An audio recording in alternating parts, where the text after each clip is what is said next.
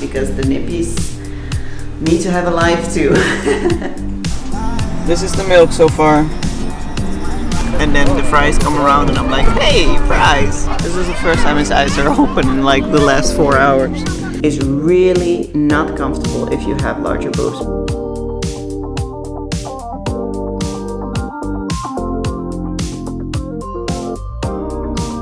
Oh, okay. You just never know what he wants.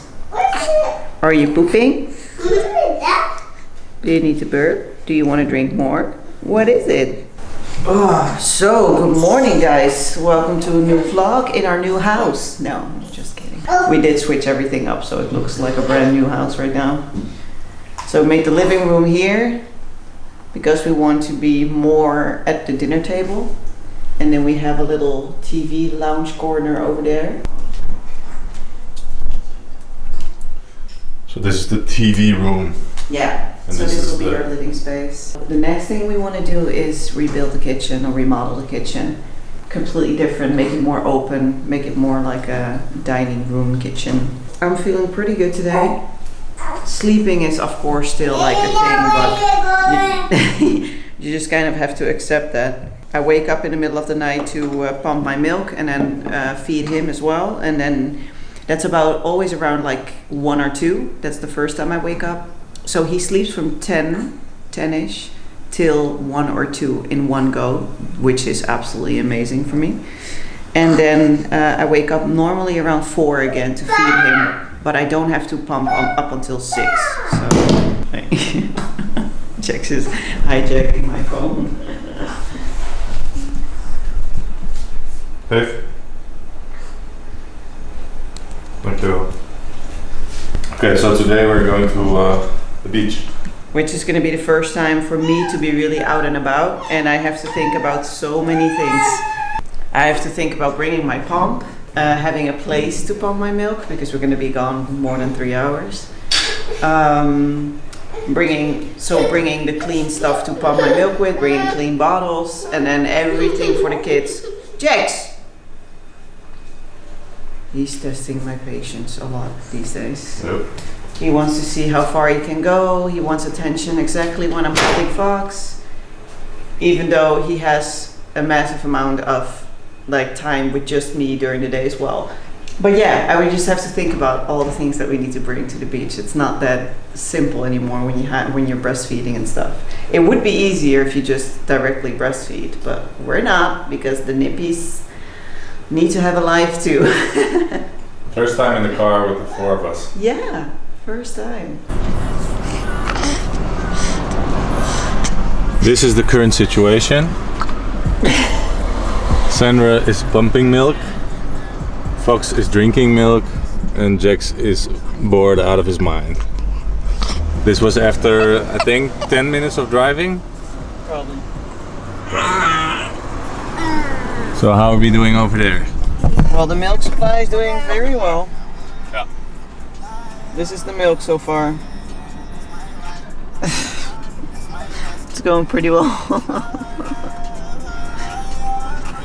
Poor little baby. Well, I'm pumping during driving. We don't have to stand still for me to pump, but Foxy was crying, and as all moms know, you can't let your baby cry. Especially not when you see you still have 26 minutes to drive. And I fed him right before we went, but he just took a couple of sips, so I was already afraid that he would want to drink in the car. And yep, so Daddy had to park and get out to give Foxy some milk. So we were now just waiting until he's done and then we can continue driving. Babe, what if we get a 3rd child? Let's wait at least 2 to 3 years.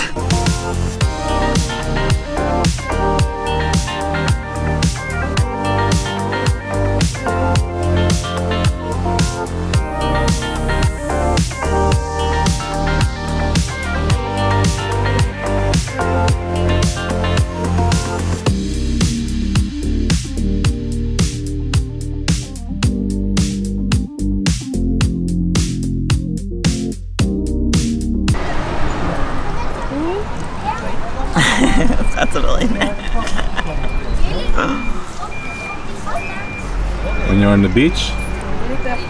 To all women out there who always say no when the partner asks, do you want to eat something? And then afterwards eat all their fries. Right there with you. I do the exact same. Always when he asks, do you want something? I always say, no, I'm okay. And then the fries come around and I'm like, hey, fries. You keep me shredded. And myself fat. Lekker? Lekker dus, schatje. Kijk dan, hij gaat er helemaal in meteen. Ja. Hij doet gewoon niet eens een hapje. Like always. Nothing new there, is it? I took him out of the car seat. Remember that we were always afraid to take Jax out of the car seat because he would always wake up. Yep. And Jax you can just take out of the car seat. You don't have to take the car seat in totally out. And just put him in here and he just keeps on sleeping. You can yell at him. It doesn't matter. Toss him around a little bit. We are trying to get Jax out of the house as much as possible because he's just a very active kid. He's exactly like us, so he needs to get out like twice a day at least. He's finally awake. That Well, means not really. time for food. He doesn't even really wake up for food. He just... Yeah. Oh, there he is. This is the first time his eyes are open in like the last 4 hours. Ja, kom maar liggen. Dat wil ik toch niet. Kom. Sitting down. You made it home. Yes. That was a good day. Jaxie was fun, playing right? so freaking cute. It's so adorable. But I did notice then, because you move more, you start bleeding again. Because I stopped bleeding for like almost 1.5 days. Yeah. Or now, yesterday in the morning I bled, and then the whole day and the whole night I didn't. And now, when we were there, I started bleeding like pretty intensely again. So it comes in like waves. When I move not too much, I don't think it's too much. It's just when I move, I start bleeding again. Yeah.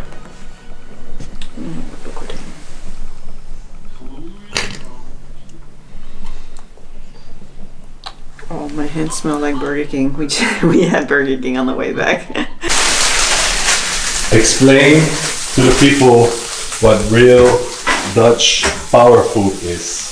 Kale. It's kale. Kale, but then you make it into, or you put it through potato mash. Yeah. Right? Right now I'm making it a little bit different. Not the typical Dutch way, because I'm adding tomatoes, onion and garlic. And I cook the potatoes with broth, but then it's not chicken broth, it's vegetable broth. And these are vegan bacon strips. Vegan bacon strips. And then we also have the vegetarian braadworst. So that's a sausage. So what a lot of people in the US don't know is that we've been raised on kale. Yeah, kale and potatoes. So when I And went then there, mix it. it was kind of a trend. It was, Yeah, you know, it was such a hype. it And was here, such a hype. It was very yeah. expensive as well. Here it's so Oh cheap. my god, here it's the cheapest vegetable in the Yeah. in the thing, for real. Like this is where Dutch people, we grow up with kale and andijvie, but I don't know what andijvie is. I don't either. I don't think they even have it. It's like a really like a winter vegetable actually. Yeah. So we eat superfood. That's why we get so big. It's Yeah. potatoes. It's kale. And then normally when you're not vegetarian, you eat like some sort of meat. But this is Like a sausage or something. yeah.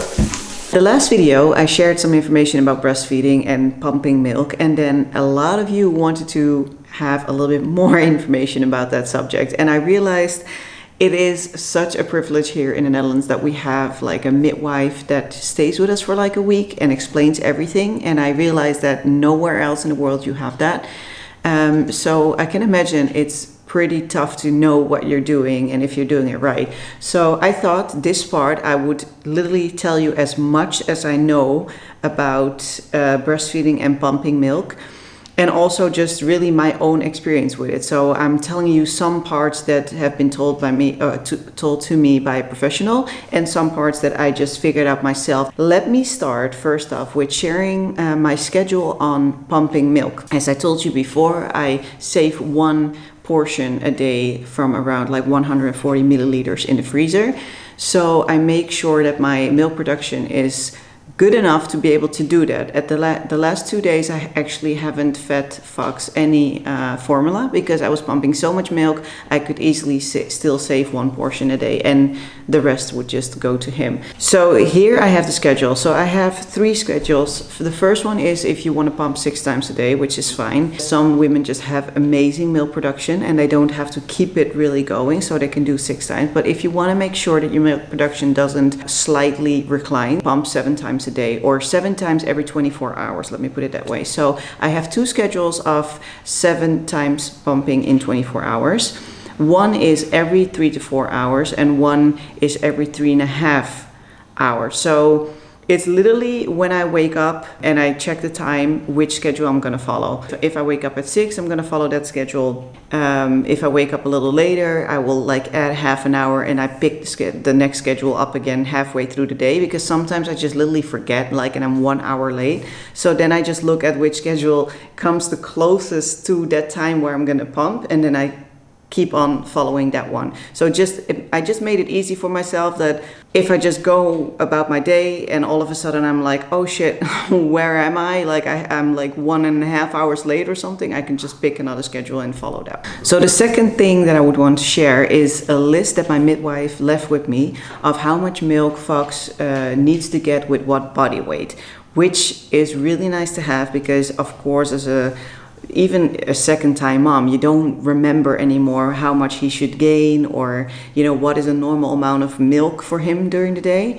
So I'm about like pumping about 1 liter almost every single day, but he is only supposed to get around like 700 milliliters, but I only freeze in like 140, so all of the rest he's eating. So he's eating more than he should, but it's okay. He's not like, he's not growing too fast or whatever. So, but I thought it would be really easy for you to at least have some guideline of where to start in the beginning to make sure that your baby gets enough milk. Something else that I really want to share is that babies really have the need to suck, right? Because if they're breastfeeding, they literally take like 15 to 20 minutes on each boob, which gives them like relaxation, it's like comfort. And then when you give a bottle, for example, if you breastfeed or if you pump your milk or if you give formula, they're literally empty the bottle within like 5 or 10 minutes. So they still have that need to suck. So my midwife told me to try to have like a pacifier on hand. Just if you really figured that he doesn't need any milk anymore, like he's full, and if you give more milk, he's just gonna throw up. And that's really a shame when we're talking about your liquid gold. You don't want him to throw up your liquid gold. So I tried with a pacifier because with Jax, he did not take a pacifier, but Fox does. So, which is great because I really notice, especially during the nighttime, he will like empty a bottle of like maybe 120 milliliters. And then he's full because he starts to throw up, but I still see that he can't fall asleep without having something to suck on. So the pacifier is great for now. I'm gonna try to not give him too much because I don't want him to really like always need that. And then like when he's 3 years old still have it. So I'm gonna try to really only keep it for the moments I see that he really needs it in this newborn stage, and then I'm gonna try to take it away as he gets older. The pump that I use, because I understand that when you're looking for a breast pump, you're thinking like, is it really, do you really need this? Do you really need that? Which brand do I need to look at? So I tried 2 in the beginning. This is the second one, and this is a lifesaver. First of all, this is not sponsored, by the way. I just bought it myself. But this is the Medela Freestyle, and you can just charge it and then you can walk around with it, which is great because then you don't, especially when you have a toddler walking around, you can still get up and do something when it's necessary while you're pumping. You can pump 2 breasts at the same time if you want. I choose to pump 1 breast at a time, and I'm going to tell you why. I used to just put the pumps on, the 2 at the same time, and I would just chill. And then when it's done and when they stopped leaking, I thought it was done. But I think after like 1 or 2 months, I figured that I was having all these knots in my boobs, and it really hurt, like it was kind of like a stabbing pain. And that's just milk clots. So it is that you're not emptying your boobs well enough because that pump can't get the milk that's maybe like right on the right side all the way behind it or whatever. So right now I pump one breast at a time, and I use both hands on one boob, and I literally massage it in the last couple of minutes. So right now I pump, I think, 8 minutes per boob. I remember when your milk production gets way higher, you might get up to like 15 minutes or something, but that is enough, 15 minutes per boob. And then you massage it at the last couple of minutes. So first, let it go. And as soon as you see that the milk doesn't really flow into the tube anymore, and it kind of goes like per drop, then you really want to massage and make sure you get it from the side. And that is why you normally, when you breastfeed, you change positions with your baby to make sure that because he always sucks harder with the bottom of his mouth. So you always have to consider where the bottom lip is, he sucks the hardest. So sometimes you want to put your baby in like a rock ball position, I believe they call it. So he takes the milk from this side, for example, and when he's laying this towards here, he's getting the milk from this side. So that's the same what you want to create with the breast pump, is really making sure that the milk from every angle gets in there. Then if you are breastfeeding or if you're pumping but it is sensitive to your nipples, this is a great one to use on your nipples to make sure that they don't break, and that they, or if they do break, to keep it flexible, because every time it breaks and it dries up and then you're going to start breastfeeding or pumping again, it breaks the skin again because it was dried. So if you keep it moist with this, you're really making sure that it doesn't crack or even crack more than it already has. Because my nipples were bleeding after, I think, 3 or 4 days breastfeeding Fox, and then I realized, like, I remember this. We ain't playing this game again. I'm gonna pump my milk because this is not doable. Something else that I wanted to discuss, which I figured out myself just by going with the flow, is bras that you use while breastfeeding. So here is something that I figured. If you have larger boobs, which get really heavy and you need like the support, but you also don't want your boobs to be, because they grow during the day, right? Like if you just pump, they're empty, and then they're gonna be like 150 milliliters in them again. So they're gonna grow, and you don't want a bra that is cutting into your skin. And so far I've tried a trillion bras, and I figured that the bras that have this part, so when you open it up, and it leaves this and this, is really not comfortable if you have larger boobs, because this part will always start to cut in your skin. You really see, even if this is like the right size, this is completely my size, the boob stays fully in, and still this is too tight. Then you have the ones, also they recommend not to do with the underwire because it might cut off some of the milk supply. One completely without the wires, but again with this front loop and the back one, and again this is a completely different brand, but it fully cuts into my skin, and this is for sure for me the winner. And you have different brands. This is from a Dutch lingerie brand called Hunkemuller, so I think it's actually German, but it just stays on the side. So just make sure that this band stays in place and your bra stays in place, but there's nothing cutting into the skin. So that is just a personal recommendation. I would literally get like 3 different ones that whenever you give birth, you don't have to go shopping. If you have the 3 different ones, you can figure out which one is the nicest, and then you can order more of those. Because right now I have every single color of this, and it is great. Also, I would recommend to get a full size or even 2 sizes bigger than your normal bra, because normally I think I have 75C, and right now I have 75E from this exact same one, because I bought this one before and then it got too small really quick after giving birth. So I got 2 sizes larger, which fits perfect.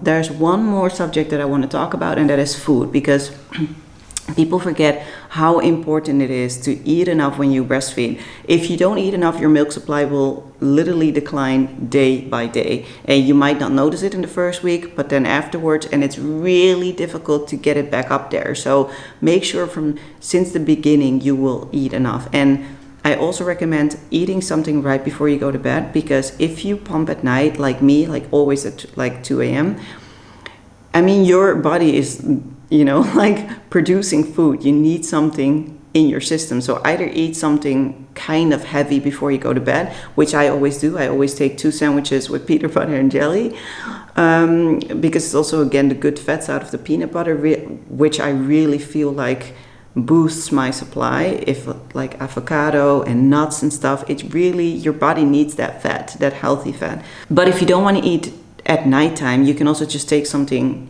with you, because I remember with Jax at the end, when I was producing so much milk, I was so hungry while I was pumping that I always had a sandwich right next to my bed, because I knew I wasn't able to fall back asleep without eating something. Those are the most important things I feel that you need to know before you start your breast pump or breastfeeding session. And also something, a really quick tip, you're gonna be thirsty every single time you pump. So never sit down without having water next to you, because every time you either put your baby latch on or you put the pump on, you will be thirsty. If you have any additions to this, please leave it below. I just want to help out as much mommy as possible. So if there's any of you that think this is a really good tip, please leave them below, because all the other mommies will look at it.